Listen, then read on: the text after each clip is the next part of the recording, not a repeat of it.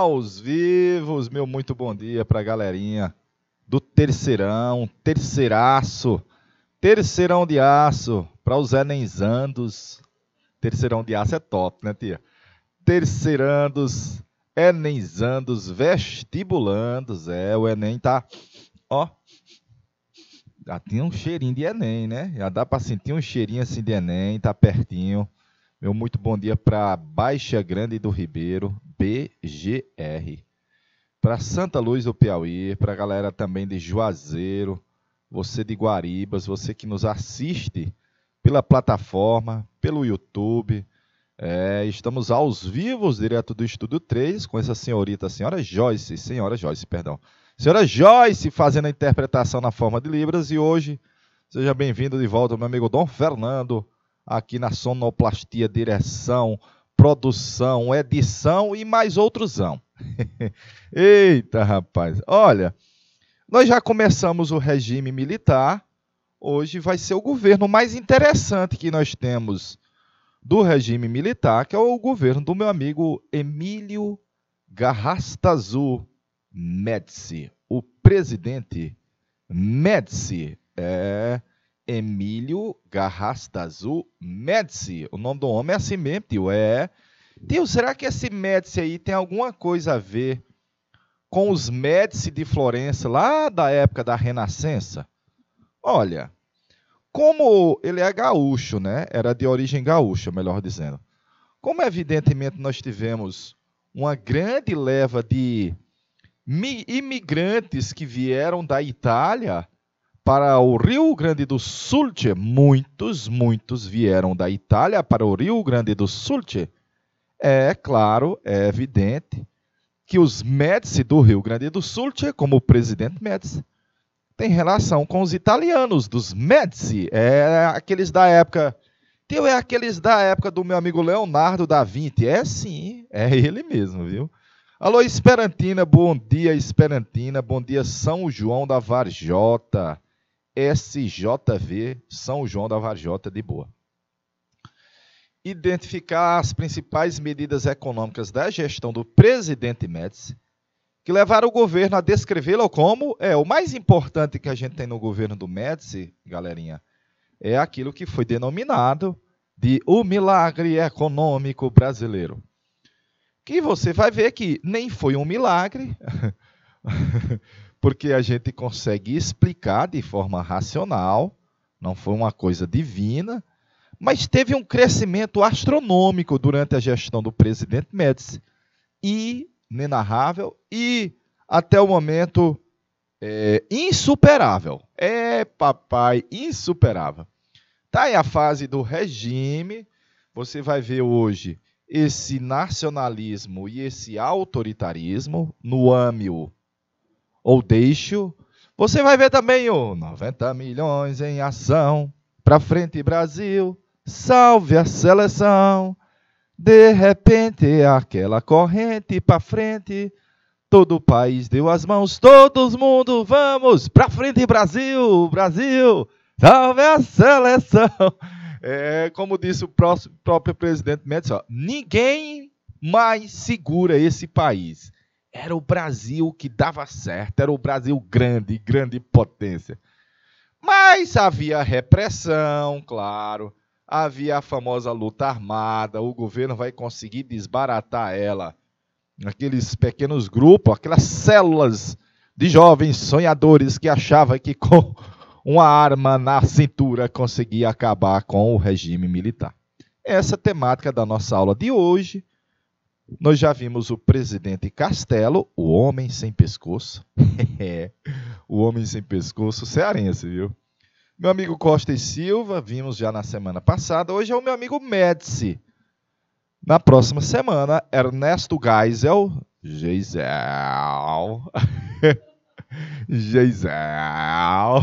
No interior, às vezes, você ainda vê falando Geisel, viu, tia? O Ernesto Geisel, Ernesto Buchmann Geisel e o João Batista Figueiredo de Oliveira. Vamos ver o meu amigo Médici. Primeiro que o Médici não foi uma escolha do presidente Costa e Silva, notadamente Arthur da Costa e Silva. No início de 69, começou a dar sinais de cansaço, etc. E teve um AVC. Tio, AVC é o mesmo que derrame? É o mesmo. Aí vai ser afastado provisoriamente. A junta militar que assume e fica sob a segurança do presidente e segurando o presidente no palácio no Rio, não permitiu que o vice assumisse. Notadamente, o vice tinha sido voto contrário ao AI-5. Por isso que o Pedro Aleixo não assumiu. Absurdo, a Constituição foi rasgada de novo. Como é que o presidente morre e o vice não assume? Olha, a junta dos 3 grandes militares das 3 Forças Armadas não aceitaram, tomaram o comando do país e vão colocar o nome do meu amigo Médici. E vai ser referendado o nome do Médici por 240 generais. Você deve lembrar que o Congresso estava fechado desde o final do ano passado. Ele vai ser reaberto para poder fazer a eleição do presidente. É só o dar amém, a indicação feita pela junta militar. E quem era o Médici? Emílio Garrastazu Médici. O presidente Médici. Quem era ele, galerinha? Ele tinha sido chefe do Serviço Nacional de Informação. Tio, aí é aquela espécie de CIA brasileira? Ela mesma, viu? Ele vai representar os militares da linha dura, LD. Vai ser um presidente populista, ó. Como é que pode ser populista? Pode, galerinha. É autoritário e popular. São os líderes populistas. Autoritário e popular.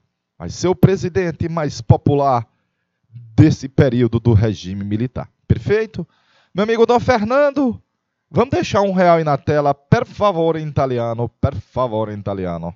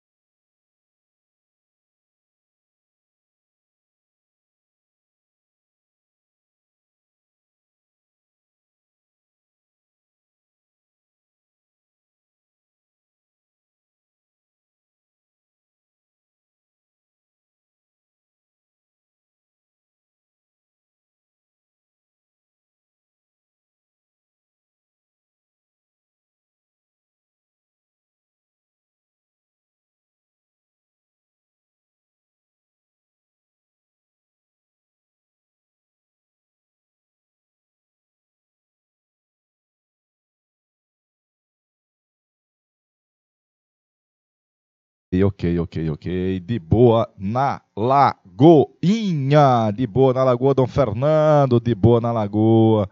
Estamos com meu amigo Emílio Garrastazu, presidente Médici. Vamos começar? Tá aí o Médici tomando posse. Ele e a família, claro. Brasília, 10 horas. Médici toma posse como presidente da República.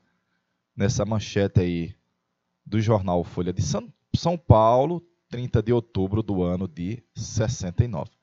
Tá aí o Médici, ele aí com o presidente dos Estados Unidos, Richard Nixon, meu amigo Richard Nixon. E aí o mais importante do governo do Médici, galerinha, você pode botar bem grande aí, ó. O mais importante vai ser aquilo que a gente chama de o milagre econômico.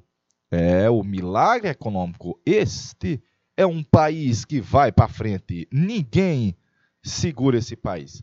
E aí, o que é que você tem do milagre econômico? Um grande crescimento da economia, um crescimento acelerado da economia, vai de 10% ao ano em 68 a 14% ao ano. Ah, papai, respeito e crescimento, viu, velho? 73, respeito e crescimento. E o engraçado, o curioso aqui, o país crescia o produto interno bruto e a inflação estava sob controle.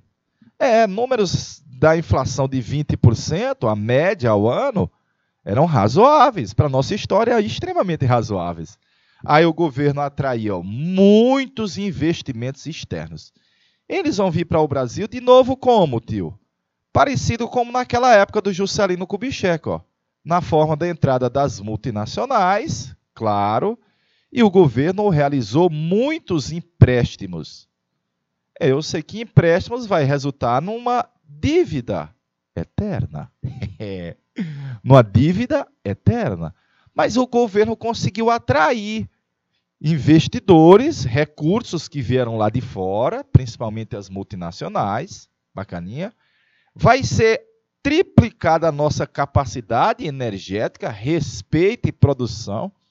Daqui a pouco, além de Furnas, Itaipu, nós vamos ter, ou de Itaipu, nós vamos ter Angra, claro. Vai haver uma quantidade imensa de novas empresas do Estado. Eu acho que o presidente que mais criou empresas estatais foi o presidente Médici, olha. Superou o Getúlio Vargas, assim, de longe, de longe, de longe. E os projetos de integração que nós já vimos, eu vou botar, ó, já vinham desde a era Vargas. Desde as eras, vou botar no plural, viu? As eras Vargas e JK.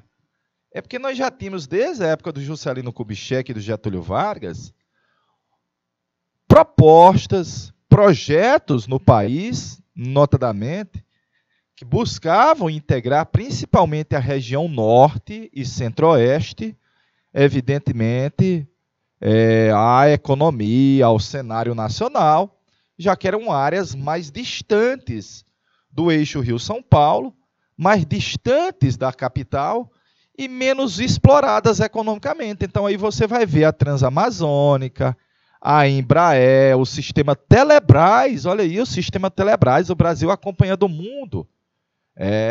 Nos satélites que nós tínhamos agora lançados lá no espaço, dava para a gente estudar um pouquinho a respeito de Brasil. E tudo isso era projeto de integração nacional.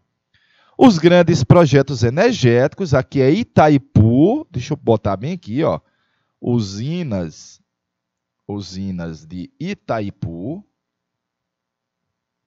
e Angra 1, viu? Angra é a usina nuclear, viu, galerinha? Angra é a usina nuclear. Mas também o milagre ficou marcado pelo controle social, as greves proibidas, o arroxo salarial, era salário de fome, literalmente. Então, para o empresariado investir no Brasil, valia muito a pena, que é aí o que você tem uma margem segura de lucro para você fazer o investimento. Perfeito? Meu amigo Dom Fernando, deixa R$ 1 na tela para a galerinha fazer o print. Galera de Canavieira, de BGR, de Esperantina. Francisco Aires, bom dia, Francisco Aires. Bom dia, Francisco Aires.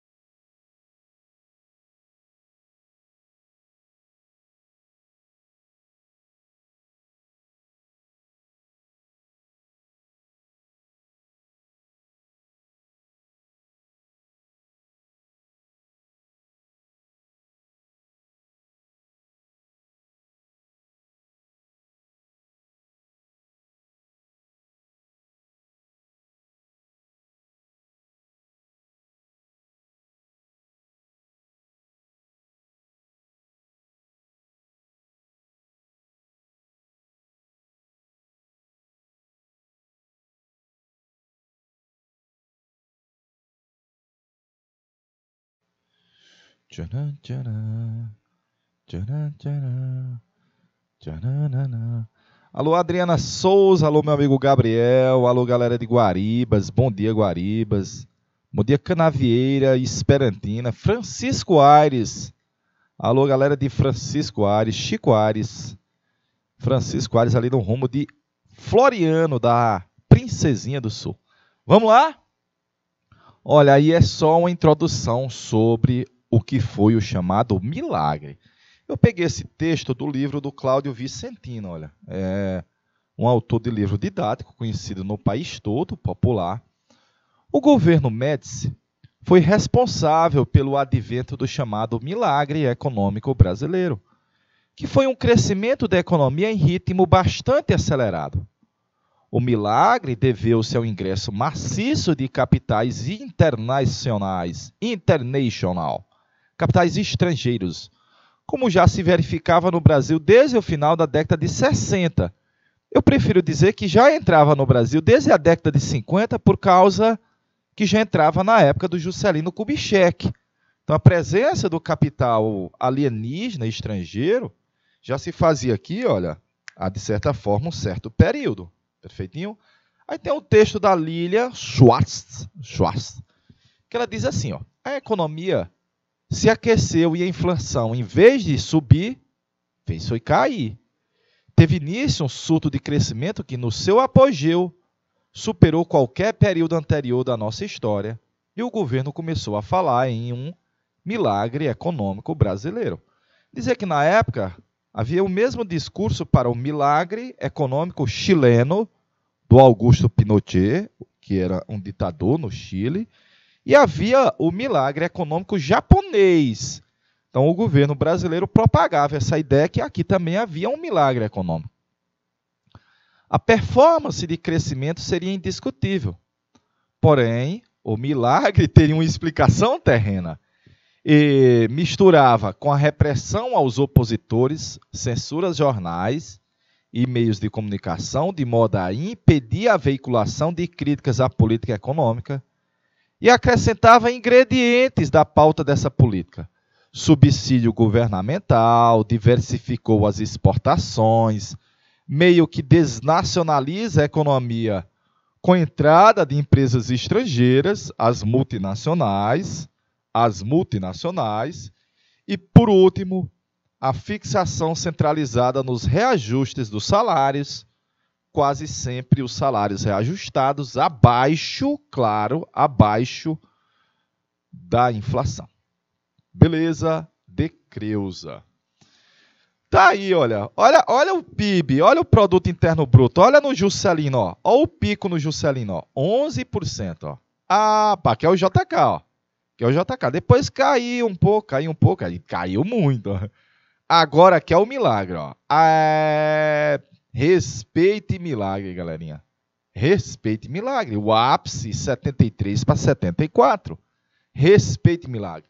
Mas também depois do milagre, ó, peleja, década de 80 que nós estamos pagando as contas, os militares alcançaram os resultados bem positivos do ponto de vista econômico na primeira metade do regime. Então aqui, ó, primeira metade do regime aí, ó, números positivos. Do ponto de vista econômico, conseguiram controlar a inflação, aumentaram a produtividade da economia, modernizaram a máquina pública e o parque industrial brasileiro. Além disso, o Estado foi fortalecido e passou a ter um protagonismo significativo nos investimentos em infraestrutura. Isso daqui, essa fórmula, já havia sido feita na época do Juscelino. Capital externo, as multinacionais, geralmente produzindo os bens de consumo durável, a burguesia nacional, geralmente no comércio e no setor de serviços, e o Estado, com a indústria de base e investimento em infraestrutura. Isso você já tinha visto lá no JK. Então, a primeira fase do regime é essa daqui, ó. Respeite números iniciais do governo do meu amigo Emílio Garrastazu Médici. Então, tá aqui, ó, o milagre. É o apogeu do regime, com as maiores taxas do Produto Interno Bruto de nossa história. crescimentos invejáveis, olha, de 10 a 14% ao ano. Ah, papai! Mas, como eu já lhe disse, o tripé para esse crescimento, que não é um milagre, a explicação é terrena. Haviam empréstimos, haviam investimentos nacionais e estatais. E as multis, olha, veio muito real lá de fora, veio muito dólar. E vieram muitas empresas. Muitas multinacionais. Agora, as multinacionais que estão chegando, elas são principalmente da Alemanha e do Japão. Ah, papai! E são. Alemanha e Japão. Meio que no governo do Médici há um distanciamento, de certa forma, para os Estados Unidos. Diminui a dependência dos Estados Unidos, na realidade. Claro, capitais nacionais, a burguesia brasileira, eu vou botar aqui indústria, serviços, construção civil, muito importante. É um elemento muito importante para a economia brasileira. E o governo também fez muitos investimentos e muitas obras. O ministro da Economia, o Delfim Moreira, ele dizia: ei, vamos esperar o bolo crescer para depois dividir. O bolo vai crescer, galerinha. Um bolo que tem um crescimento assim invejável, ainda hoje para nós. Ó. É um mega crescimento, que vai aumentar o consumo, principalmente pelos créditos aos consumidores, principalmente a classe média, mas a classe mais baixa, ó, sofria. Porque, inclusive, o IBGE fornecia números, às vezes, que não eram reais referentes à inflação. E o resultado, o salário não podia subir mais do que a inflação. O cabo atorava-me seco, você vai ver daqui a pouco. Meu amigo Dom Fernando, deixa R$1 na tela, por favor.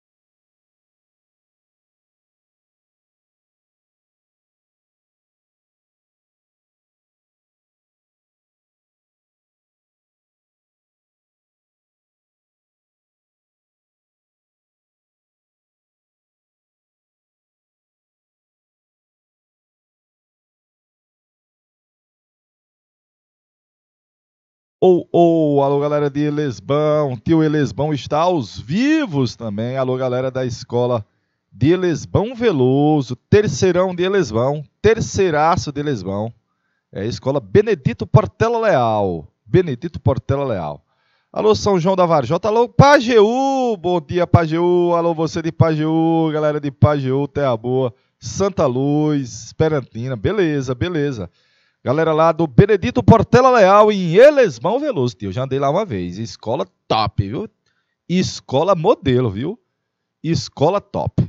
Vamos pra frente? Vamos pra frente. Vamos pra frente, porque quem ganhou a vida andando pra trás foi o Michael Jackson, assim, ó. Ah! Quem ganhou a vida andando pra trás foi o Michael Jackson.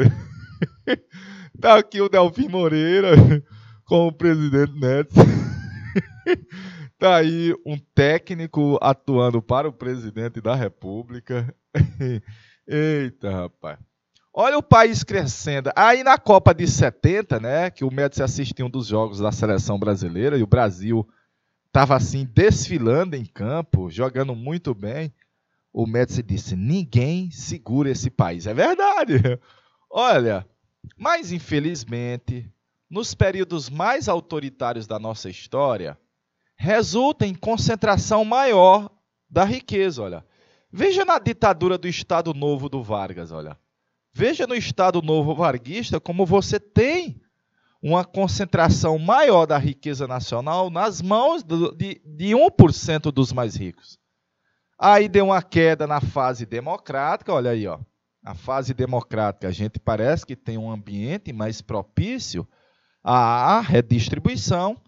Aí vai ter novamente uma mega concentração, um aumento, e depois, na fase democrática de novo, tem uma queda de novo, tem uma redistribuição maior da riqueza nacional. Perfeito? Vou passar. Vai ser o maior crescimento econômico da nossa história. É verdade? É. Ninguém mais segura esse país. Era o presidente Médici que dizia isso.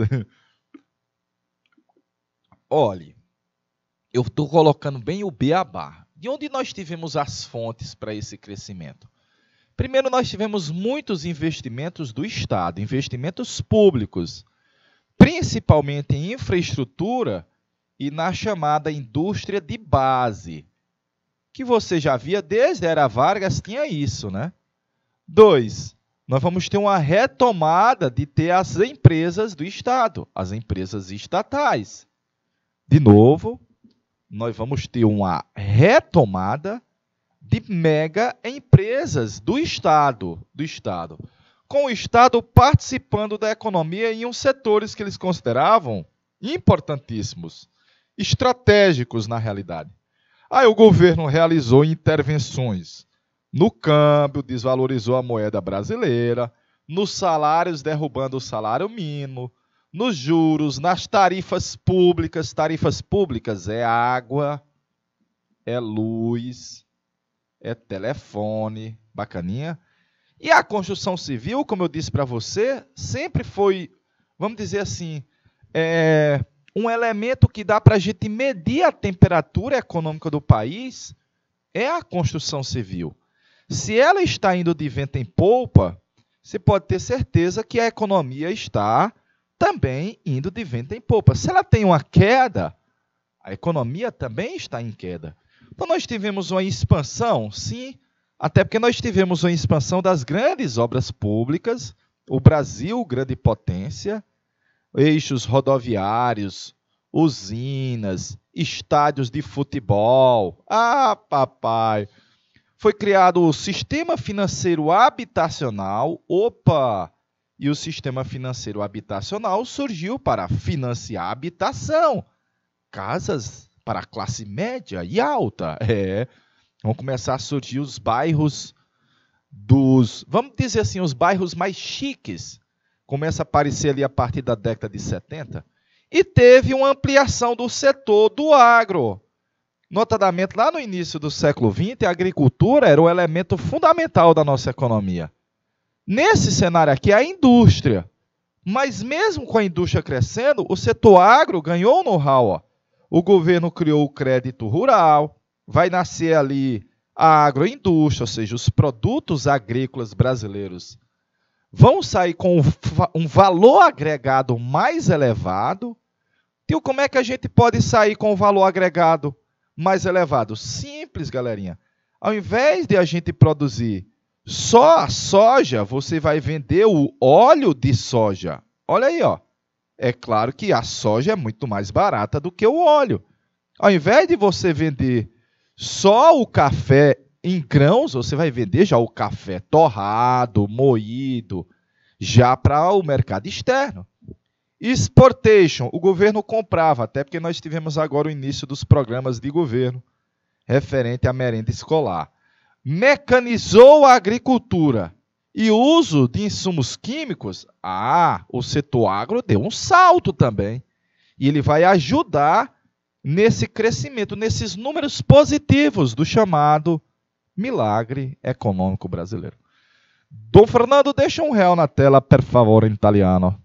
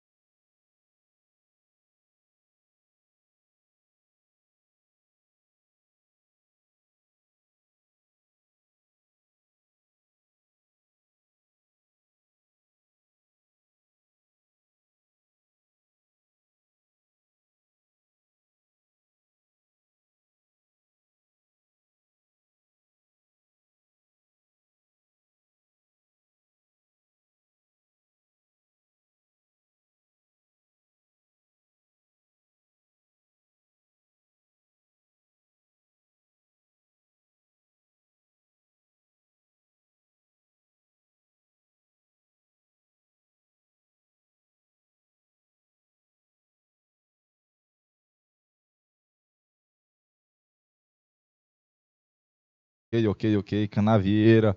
Elesbão Veloso 3. Bom dia, Elesbão Veloso.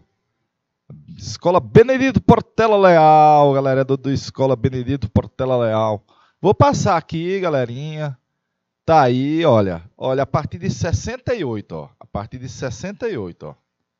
Tchum, 68, ó. Ah, papai, 69, 70, 71, 72, 73. Ah, papai. Respeite crescimento da economia durante o período do milagre, ó. Essa é a fase do milagre, ó. Se durasse muito tempo, hein? Aí depois vai começar uma queda, aí a década de 80 nós temos que pagar a conta. Na década de... É como no Juscelino, galerinha. A década de 50 foi explosiva. E a década de 60 foi recessiva. Alguém faz as contas, os outros têm que pagar, né? Os outros têm que pagar. Aí eu coloquei assim, ó. Nós tivemos um dinamismo econômico.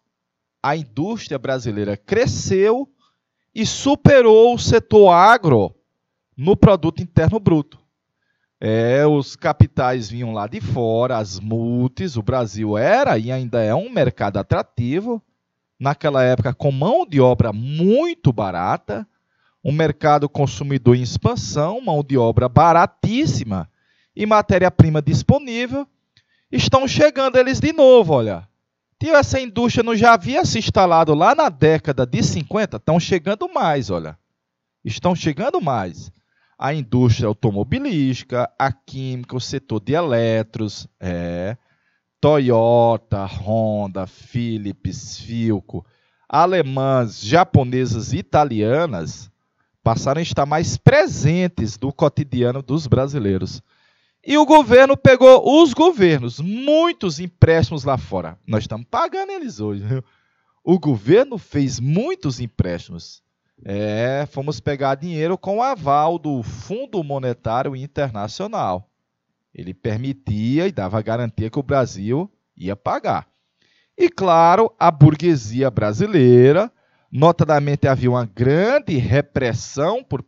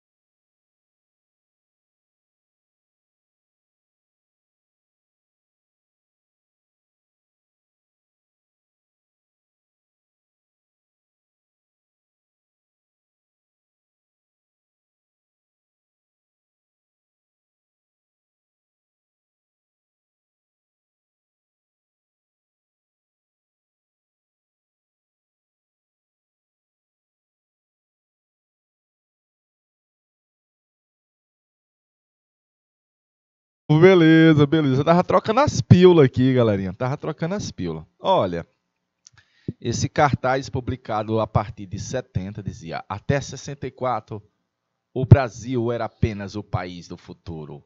Agora, finalmente o futuro chegou. Ah, papai! Respeite o governo do presidente Emílio Garrastazu, o presidente Médici. Tá aí, Fiat chegando. Eu acho que o Fiat Uno é do final da década de 70, viu? Não é do governo dele, Médici, não. Acho que é do governo do Geisel. Eu acho que é. Fernando, dá uma olhadinha bem para ver quando é que começa a ser fabricado o Fiat Uno. Esse bichinho pela Fiat aqui no Brasil. Mas olha a indústria automobilística, olha a década de 70, como ela tem os saltos. Na verdade, em 3 anos duplicou a capacidade produtiva, triplicou a capacidade produtiva e em 7 anos era praticamente 5 vezes a capacidade produtiva. Ah, papai! Deu para ver aí, ó? Tá bem aqui, ó. 68 até 74, É o milagre. Olha a economia crescendo, velho. Olha a economia crescendo. Aí a década de 80, olha como é incrível, a década de 80 nós pagando as contas, ó. Ah, papai. A década de 80 tem que pagar as contas, viu? Ah, perfeito. Começa em 76. Obrigado, meu amigo velho. Obrigado. Ele é filho, vamos dizer assim, ele é filho já do milagre econômico e da indústria automobilística que está mais do que consolidada aqui, a maioria delas estrangeiras, né? Aí nessa época nós tínhamos uma fábrica brasileira apenas, que vai ser a Agrale, lá na década de 80. Tá aqui, olha, eu adoro essa tela, viu? Porque no Juscelino tem um crescimento astronômico da atividade industrial, e com o milagre tem outro crescimento econômico da atividade industrial. Mas da década de 80 para frente, olha a indústria. Hoje ela está em 11% apenas do produto interno bruto. Ou seja, hoje ela representa para o país uma riqueza condizente com a década de 40.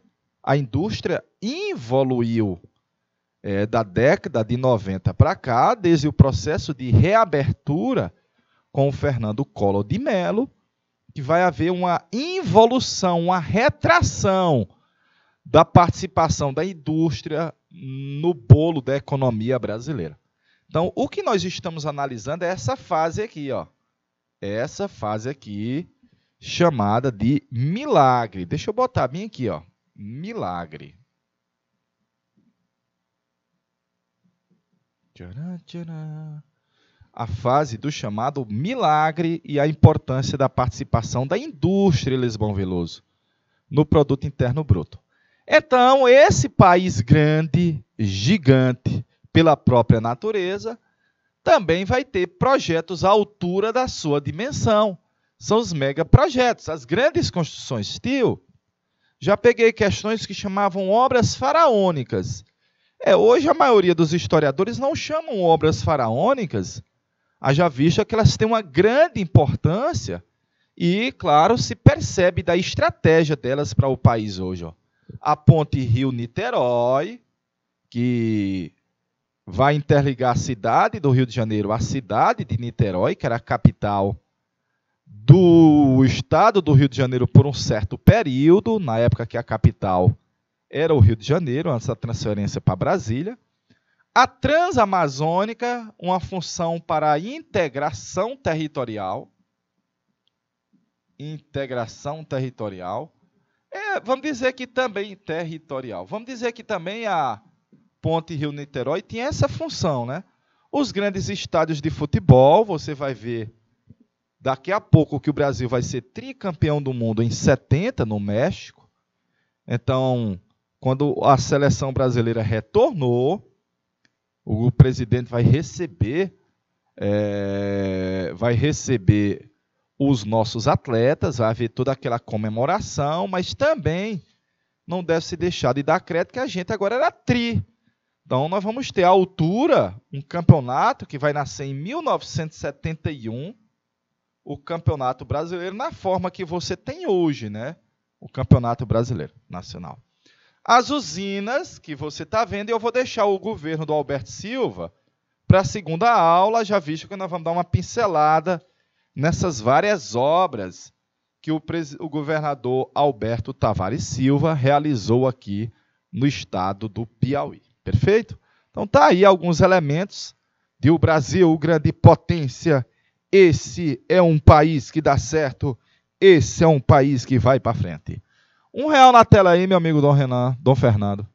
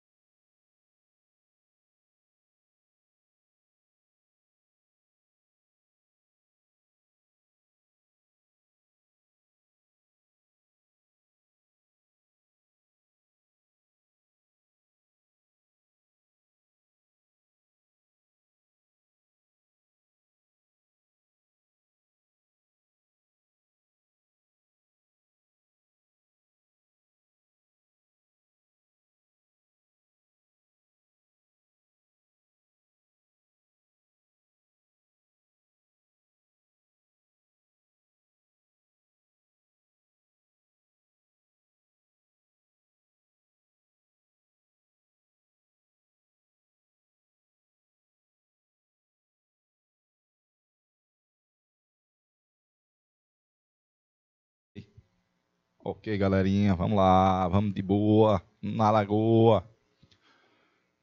Peguei do professor de História Econômica do INSPER esse texto. O governo militar, quando assumiu em 64, enfrentava um período de bastante desorganização da economia, um desequilíbrio fiscal, inflação alta e desemprego. Havia um desgaste muito grande do modelo econômico anterior, o fracasso do plano trienal, que era do Jango, a ideia de retomar o crescimento. Ele está falando dos militares, conseguiram modernizar a economia, mas isso teve um alto preço, que acabou sendo pago após a redemocratização, como a super, mega, hiperinflação e a dívida estratosférica, a maior dívida externa que havia era a dívida externa brasileira. A maior dívida externa do mundo era a dívida externa brasileira nos anos 80, no Piauiês. O governo realizou, mas como diziam os norte-americanos, naquele contexto da crise de 29, da Grande Depressão, não existe almoço grátis.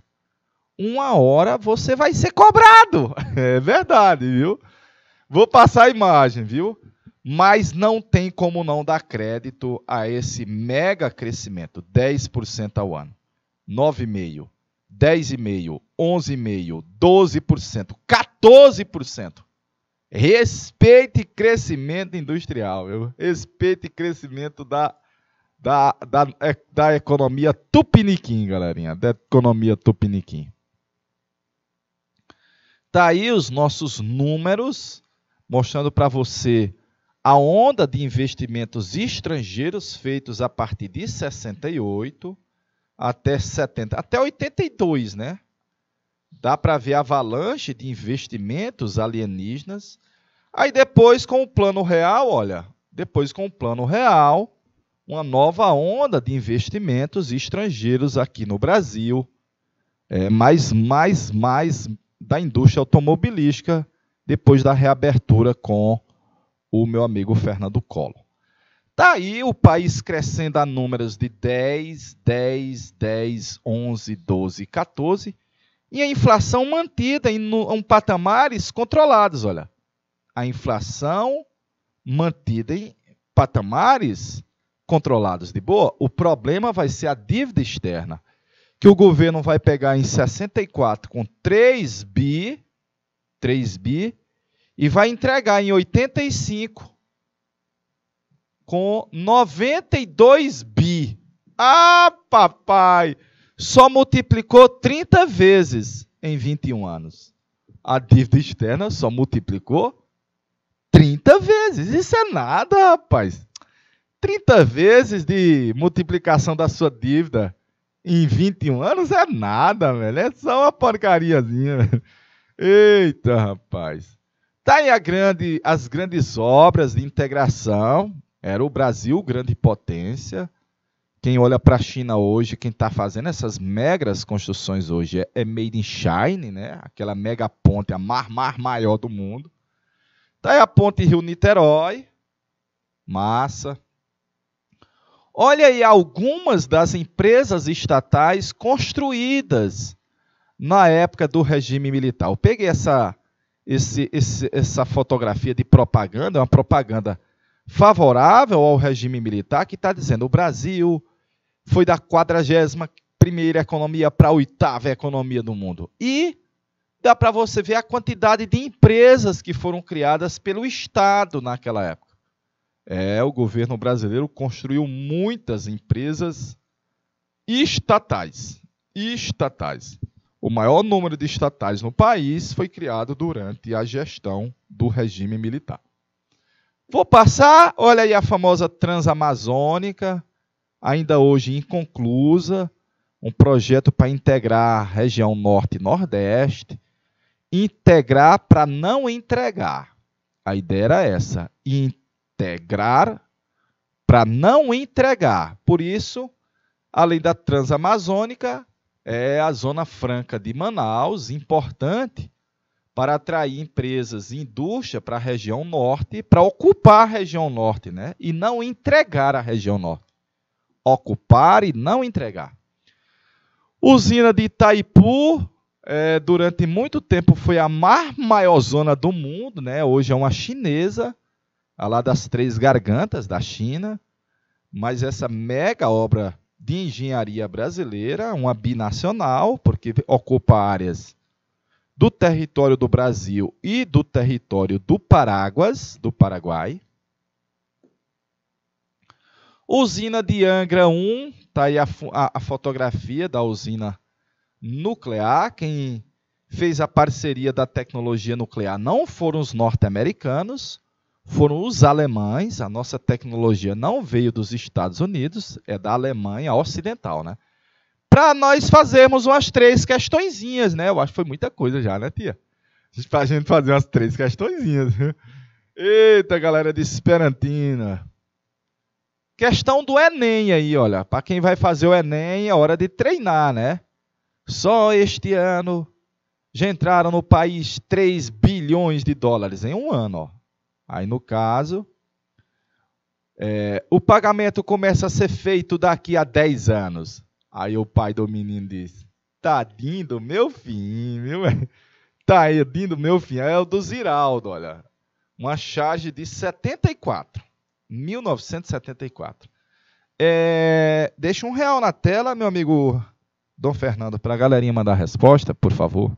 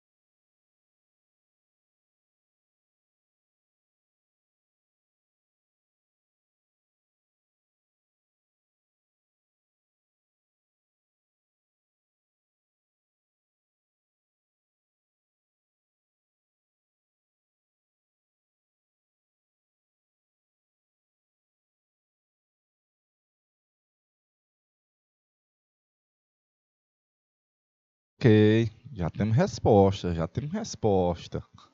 Galera de Canavieira já mandou resposta ali, ó. Vamos lá. No período de 64 a 85, a estratégia do regime militar abordada na charge foi caracterizada pela priorização da segurança nacional? Não exatamente, apesar de que o governo não deixou de lado a questão da segurança nacional. Execução de cortes nos gastos públicos? Não, o governo foi gastar muito. Nacionalizou empresas estrangeiras? Não, tu é doido, foi atrair mais ainda. Promoveu políticas de distribuição de renda? Não, porque você vai ver daqui a pouco que o regime vai resultar em um arroxo salarial, e aí você vai ter uma concentração de renda, não distribuição. Mas está mostrando, ó, que nós pegamos dinheiro lá fora. Ó. A dívida eterna. É a dívida interna. Entraram bilhões de dólares, captação de financiamento alienígena, captação de financiamento estrangeiro, letra B de bom aluno na questão número 1 do Enem 2015. O golpe militar em 64 foi acompanhado por alterações na organização política do Brasil, como a cassação de direitos políticos, o fechamento de partidos e a censura. A partir de 69, iniciou-se um período chamado milagre econômico, em que predominaram os investimentos em bens de consumo duráveis, a exportação de manufaturados e a abertura do mercado ao capital estrangeiro. Foi também característica desse modelo econômico. Foi também Característica desse modelo econômico. Qual o modelo econômico, galerinha? O modelo do milagre. O modelo que resultou no famoso milagre. Tcharam, tcharam. Tcharam, tcharam.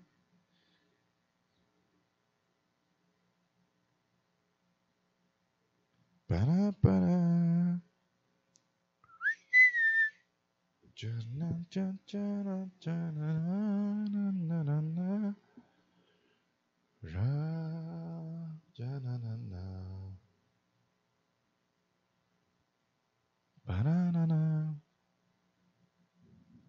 Ó, já temos resposta, já temos resposta.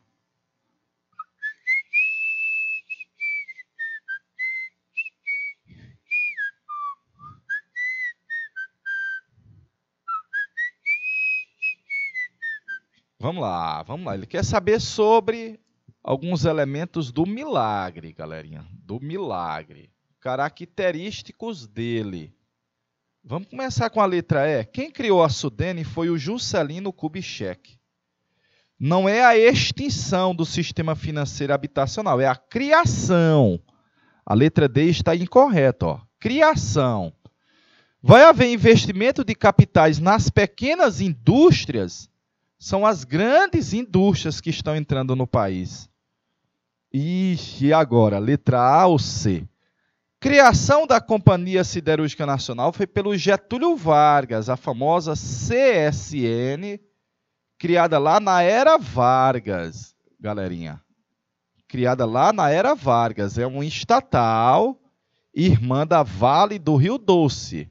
A Vale produzia minério de ferro e a Companhia Siderúrgica descarbonizava o minério de ferro para produzir aço tupiniquim, aço made in Brasil.